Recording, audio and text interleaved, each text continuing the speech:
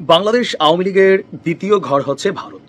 এটা আজকে না, ঐতিহাসিকভাবেই যখনই এদেশে আওয়ামী লীগ বিপদে পড়ছে, সংকটে পড়ছে, তখনই তারা ভারত গিয়েছে। আওয়ামী লীগ সরকারের পতনের পর শুধু শেখ হাসিনা না, বলা হয়ে থাকে যে বাংলাদেশ থেকে আওয়ামী লীগের ধরেন যত পার্সেন্ট মানুষ দেশ ছেড়ে পালিয়েছে বা ত্যাগ করেছে, এদের মধ্যে সিংহভাগ প্রায় ৮০ থেকে ৯০ নেতা, কর্মী, এমপি, মন্ত্রী সবাই ভারতে অবস্থান করছেন।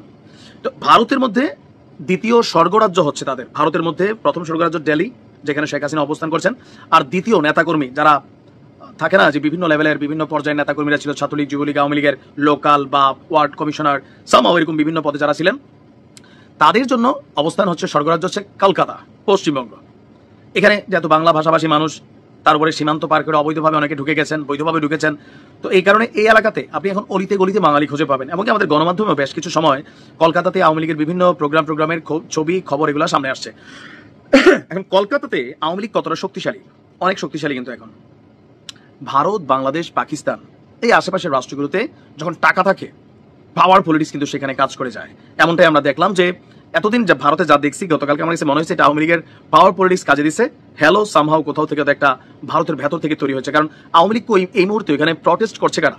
অবশ্যই যারা ক্ষমতাসীন দলের এমপি মন্ত্রীরা আছেন, তারাই নিশ্চয় করছেন। আচ্ছা, ঘটনা হচ্ছে আপনার ভারতের পশ্চিমবঙ্গ রাজ্যের উত্তর ২৪ পরগনায় ৩ বাংলাদেশি নাগরিককে সম্প্রতি আটক করেছিল আপনার সেখানকার পুলিশ। গতকালকে আবার ৩ জনকেই ছেড়ে দিয়েছে। আটককৃতদের মধ্যে ২ জন হচ্ছে বাংলাদেশ আওয়ামী লীগ এবং সহযোগী সংগঠনের নেতা, আর আরেকজন হচ্ছেন বাংলাদেশ পুলিশের এসপি পদমর্যাদার একজন কর্মকর্তা।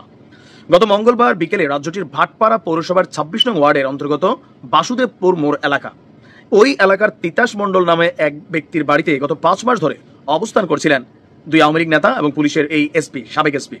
স্থানীয় বাসিন্দাদের সন্দেহ হলে তারা বিষয়টি পুলিশকে জানায়। এরপর জগদ্দল থানার পুলিশ সেখানে গিয়ে ৩ জনকে আটক করে নিয়ে আসে।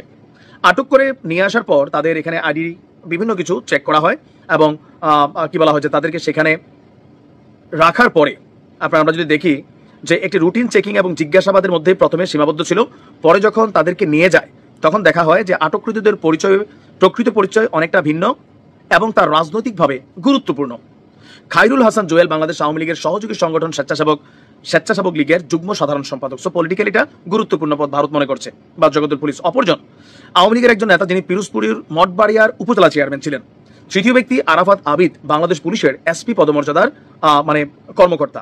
তো বাসুদেবপুর এলাকার বাসিন্দারা বলছে, এবং কি আমরা যতটুকু দেখছি ভারতীয় হাইকমিশন বিষয়টা অবগত আছে, বাট জগদ্দল পুলিশ তাদের এই রাজনৈতিক পরিচয় জানার পর তাদের কাগজপত্র চেক করছে, কাগজপত্র সবকিছু ঠিকঠাক আছে, তবে তাদেরকে ছেড়ে দেওয়া হয়েছে রাজনৈতিক পরিচয়ের জেরে। তার মানে ভারতেও আপনার পশ্চিমবঙ্গে আওয়ামী লীগ সেখানে অনেকটা শক্তিশালী অবস্থানে আছে।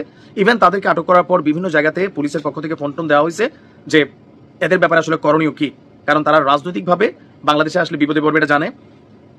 ওইখানেও হ্যালোর খেলা আছে, অথবা যিনি সরকার আছেন, মমতা দিদির এমপিরা বা মন্ত্রীরা, তারা হয়তো এখানে সাপোর্ট দিচ্ছে। টাকা, ক্যাশ, অনেক টাকা কামাইছে আওয়ামী লীগের অনেক নেতারা। সবাই না, আওয়ামী লীগের যুগে অনেকে ভাত না খাইও মরছে, আওয়ামী লীগ করে জেল খাইটা মরছে, আবার অনেকে হিউজ টাকা কামাইছে। এগুলো সবার আগে দৌড় দিয়ে নাই হয়ে গেছে।